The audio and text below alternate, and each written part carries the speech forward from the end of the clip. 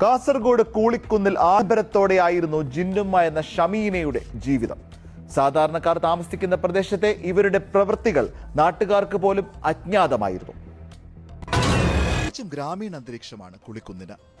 സാധാരണക്കാർ താമസിക്കുന്ന പ്രദേശത്തിൽ തന്നെ ആഡംബര വീടുണ്ടാക്കി. 2 കാറുകൾ, വീടിന് ഉയരമേറിയ മതിലുകൾ, സദാസമയവും CCTV നിരീക്ഷണ സംവിധാനവും ഏർപ്പെടുത്തി. ഈ മതിൽക്കെട്ടിനകത്ത് എന്ത് നടക്കുന്നുവെന്ന് നാട്ടുകാർക്ക് ഒരെത്തും പിടിയുമില്ല. ഞങ്ങളത് കണ്ടിട്ടില്ല, ഇതുവരെ കേട്ടിട്ടില്ല, നമുക്ക് അറിയിച്ചില്ല. പ്രസാരം നടത്തുന്ന അവിടെ എന്തെങ്കിലും അവർ പറഞ്ഞിട്ടേ നമ്മ അറിയില്ല, നമുക്കറിയില്ല. നമ്മൾ എടുക്കാൻ നിങ്ങൾ എടുക്കണ്ട, കാരണം തോന്നി വേണ്ട.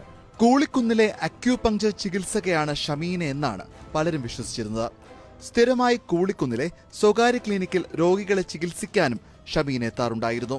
വിശ്വാസം കൂട്ടുന്നതിന് വേണ്ടി ചില റീലുകളും തന്റെ ഇൻസ്റ്റാഗ്രാമിൽ പങ്കുവച്ചിരുന്നു. ഓവർകോട്ടൊക്കെ ഇട്ട് ഒരു സ്റ്റെസ്കോപ്പ് വെച്ച് ഡോക്ടറാന്ന് പറയുന്ന ഒരു ഫോട്ടോ ഒക്കെ വന്നിട്ടുണ്ടല്ലോ. അങ്ങനെ വല്ല ചികിത്സ നടത്താറുണ്ടോ? ഇല്ല, അത് എന്താ ഇങ്ങനെ വാട്സപ്പിൽ വന്ന് കണ്ടിന്. അത് എന്റെ കഥ എന്തെന്ന് അറിയില്ല, ബാക്ക്ഗ്രൗണ്ട് എന്തെന്ന് നമുക്ക് സംഭവം അറിയില്ല. സമ്പന്നരെ മാത്രം ലക്ഷ്യമിട്ടായിരുന്നു ജിന്നുമ്മയുടെ പ്രവർത്തനങ്ങളെല്ലാം. ബാധയുണ്ടെന്നും ഒഴിപ്പിക്കണമെന്നും ഭയപ്പെടുത്തൽ, ചിലപ്പോൾ മന്ത്രവാദത്തിലൂടെ സ്വർണം ഇരട്ടിപ്പിക്കാമെന്ന മോഹന വാഗ്ദാനം. എന്തായാലും തട്ടിപ്പിലൂടെ ഷമീനയുടെ കയ്യിൽ വന്നിരുന്നത് ലക്ഷങ്ങളായിരുന്നു. സഹായിയായി സ്ത്രീകളടങ്ങുന്ന പ്രത്യേക സംഘം, സമ്പന്നരെ ക്യാൻവാസ് ചെയ്യാൻ മാത്രമായി മറ്റൊരു സംഘം, ഉപ്പും കടുകും കർപ്പൂരവും ഏലസും തകിടുമെല്ലാമായി മന്ത്രവാദം. 13കാരി പാത്തുട്ടി ദേഹത്തു കൂടിയതായി ഭാവിച്ച് ഉറഞ്ഞു തുള്ളും. ഓരോ അഭിനയത്തിന് ശേഷവും കയ്യിലെത്തുന്ന തുക ഉപയോഗിക്കുന്നത് ആഡംബര ജീവിതത്തിന്. കേരളത്തിൽ മാത്രമല്ല, കർണാടകത്തിലും സജീവമായിരുന്നു ജിന്നുമ്മ. ജിന്നുമ്മയുടെ തട്ടിപ്പിന്റെ കൂടുതൽ വെർഷനുകൾ ഇനിയും പുറത്തു വരാനിരിക്കുന്നതേയുള്ളൂ. അസ്സലാമു അലൈക്കും വറഹ്മത്തുള്ളാഹി. അഷ്റഫ, പിന്നെ സുഖം തന്നെയല്ലേ? പിന്നെ ഈ ജിന്നുമ്മന്റെ ഇപ്പോ സംഭവം എല്ലാം നടന്നില്ലേ? അപ്പൊ ഈ ജിന്നുമ്മന്റെ പോരെ കുടിക്കില്ല.